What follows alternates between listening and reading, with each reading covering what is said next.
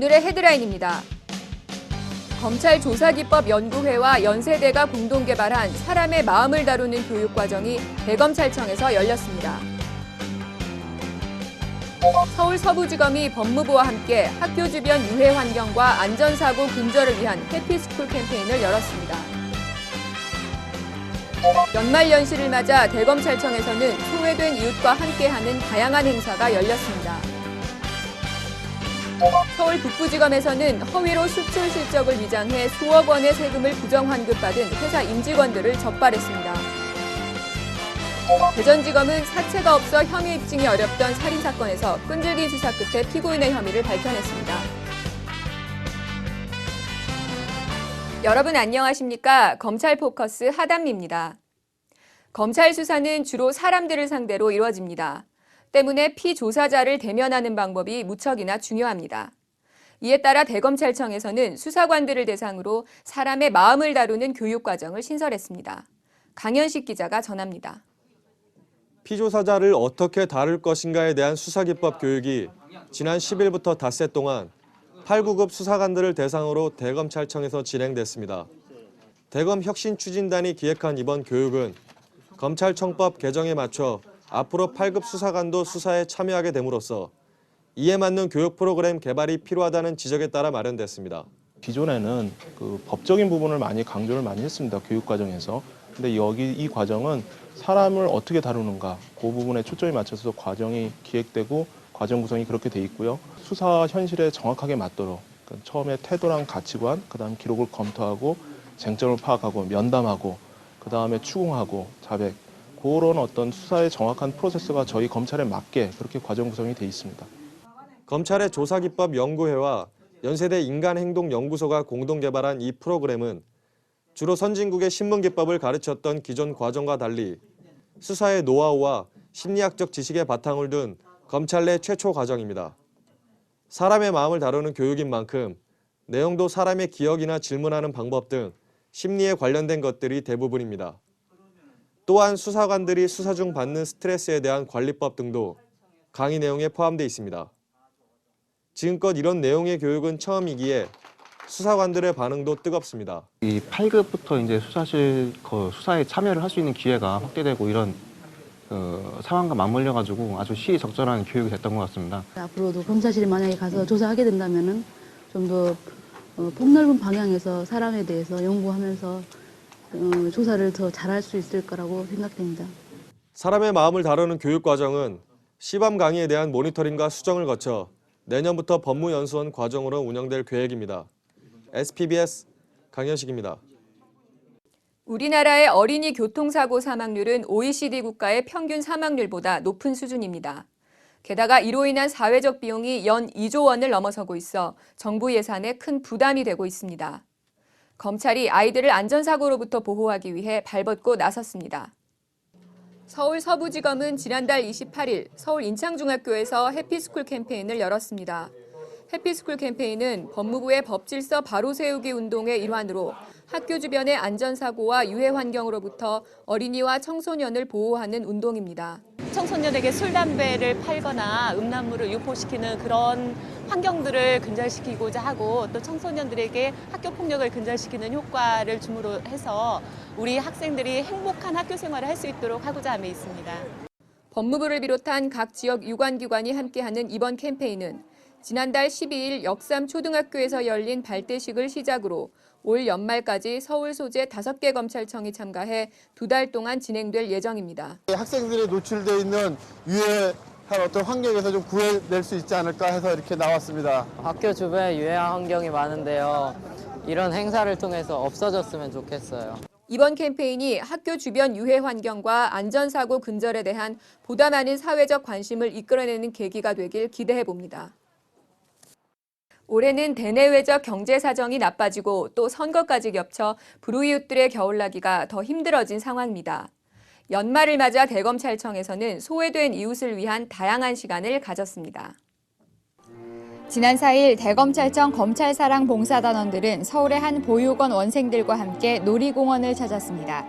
놀이기구를 타는 원생들은 오랜만에 바깥 나들이에 마냥 신이 납니다. 봉사단원들도 천진난만한 어린이들과 함께하는 시간이 빠르게만 느껴집니다.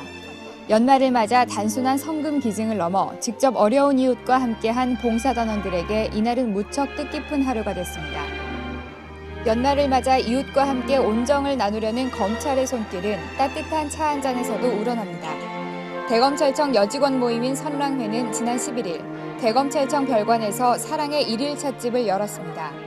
다양한 차와 간단한 먹거리를 판매해 얻은 수익금과 이날 기증받은 물품은 검찰에서 후원하는 복지단체와 불우이웃들에게 전달할 예정입니다. 매월 엠마오스와 성모의집을 후원하고 있습니다. 적은 액수로 후원금을 보내드렸는데요. 이번 직원들 상대로 일일 찻집을 운영하면서 큰 도움을 드리고자 저희가 찻집을 개최하게 됐습니다. 현재 대검찰청뿐 아니라 각 지역 검찰청별로 불우이웃을 위한 활동들이 다양하게 펼쳐지고 있습니다.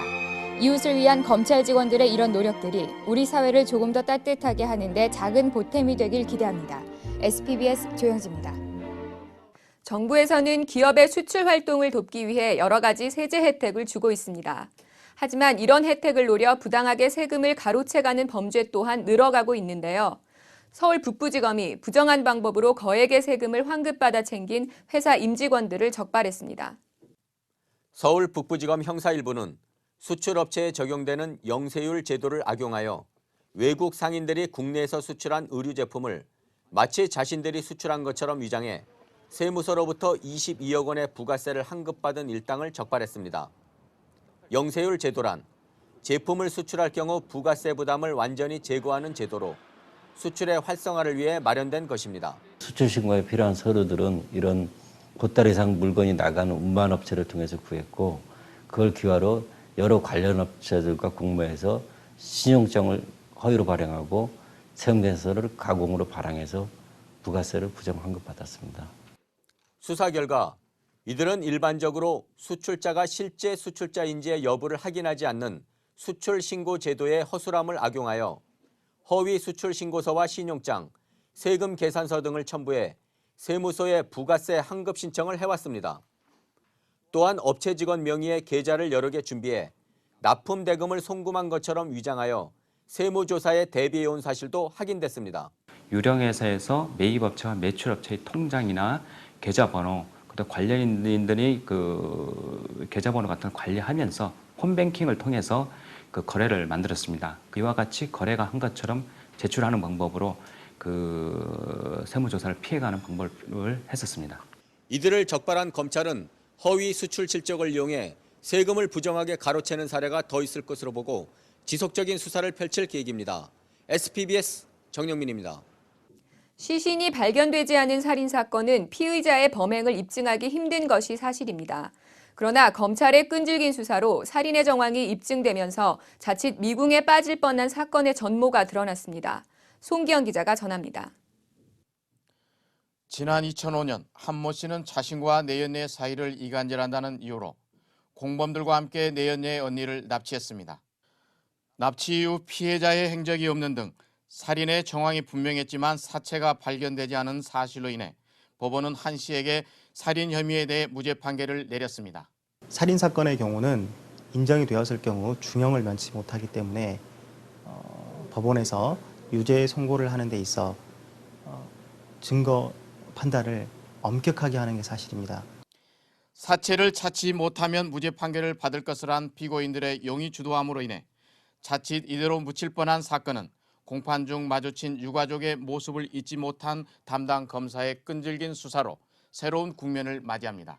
시신을 찾을 수 있는 길이 무엇인가 고민하던 끝에 공범이 있을 것으로 보인다는 어떤 제보를 접하게 돼서 수사를 적극적으로 다시 제기를 하게 된 것입니다. 자신들이 살인을 했다는 이야기를 술자리에서 자주 한다는 사실을 공범의 친구로부터 확보한 김 검사는 전문 증거, 즉 전해 들은 이야기가 증거로 채택될 수 있도록 피고인에 대한 정밀 뇌파 검사까지 실시해 증거 자료로 제출했습니다.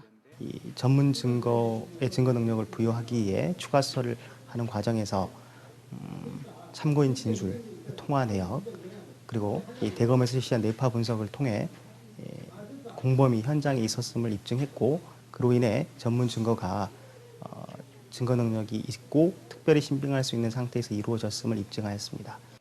결국 2심 재판에서는 법원도 이례적으로 전문 증거와 보강 자료에 대한 신빙성을 인정해 한 씨의 살인 혐의에 대해 유죄 판결을 내렸습니다. 비록 사체를 찾지 못했지만 검찰이 피고인의 혐의를 입증함으로써 피해자의 원혼과 유가족은 슬픔을 달랠 수 있게 됐습니다. SPBS 송견입니다. 지난 6일과 7일 양재동 서울교육회관에서 검찰 공무원 관리자 커뮤니케이션 교육이 있었습니다. 수사 공판 환경 변화에 대응하고 조직 내 의사소통 활성화를 위해 열린 이번 교육은 설득적 커뮤니케이션과 변화 관리 리더십이란 주제로 진행됐습니다.